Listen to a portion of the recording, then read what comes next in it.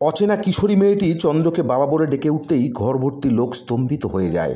চন্দ্রের পিলে চমকে ওঠে, হাত পা ঠান্ডা হয়ে আসে। হ্যালো বন্ধুরা, এদিন যখন চন্দ্রর আংটি রহস্যকে কেন্দ্র করে উত্তেজনা চরম মুহূর্তে পৌঁছে যায়, চন্দ্র বারবার এটাই জোর দিয়ে বলতে চায় যে কমলিনী তাকে অহেতুকই সন্দেহ করছে।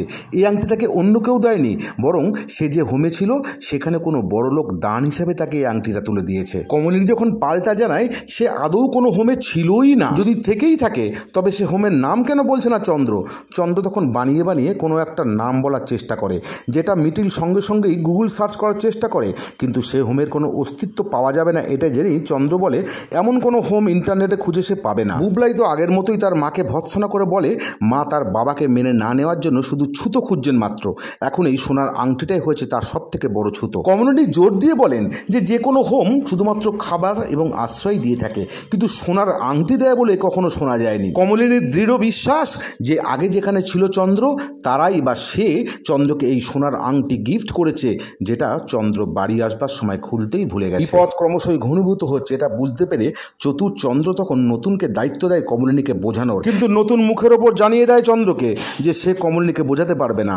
কমলিনী তার স্ত্রী, সুতরাং কমলিনীকে বোঝাবার দায়িত্ব সম্পূর্ণ তারই। কিন্তু কমলিনীর বাবা তার মেয়েকে বলেন চন্দ্রের এত অতীত ঘাঁটাঘাঁটি না করে বরং কমলিনীর উচিত সবকিছু মেনে নিয়ে নতুনভাবে সংসারটা শুরু করা। ওদিকে তখন বাড়ির অদূরেই দেখা যায় সোহিনী, সেই রহস্যময়ী নারী তার মেয়েকে নিয়ে একটা চিরকুট হাতে ইতস্তত ঘুরতে থাকে। হ্যাঁ দর্শকবৃন্দ, আপনারা ঠিকই ধরেছেন, এরা দুজন চন্দ্রের বাড়ি খোঁজ করে চলেছেন। পথচারীদের ঠিকানা জিজ্ঞাসা করতে করতে তারা প্রায় বাড়ির কাছাকাছি পৌঁছে গেছেন।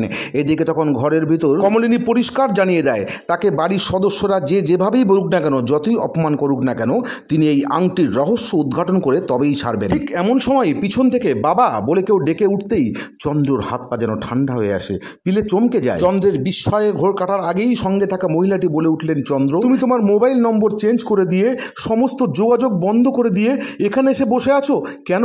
কি অপরাধ করেছি চন্দ্র আমরা? বড় বড় চোখ করে অত্যন্ত বিস্ময়ের সঙ্গে বড় মাসি বলে ওঠেন, চান্দু এরা কারা রে? কুর্চি বলে ওঠে, চুপ করে থেকো না দাদা, জবাব দাও, কারা এরা? এ তোমাকে বাবা বলে ডাকছে, এ কে? শুধু কমলিনী শান্ত গলায় বলে ওঠে, এরাই তোমার দাদার বিগত 20 বছরের রহস্যের জীবন্ত দলিল। আগামী দিনের ঘটনা প্রবাহ যদি এমনভাবেই এগোতে থাকে তাহলে কেমন লাগবে কমেন্ট করে জানাতে অবশ্যই ভুলবেন না। ভিডিওটি ভালো লাগলে লাইক করবেন এবং নতুন হলে চ্যানেলটি অবশ্যই সাবস্ক্রাইব করে আমার সঙ্গে দেখতে থাকুন চিরসখা।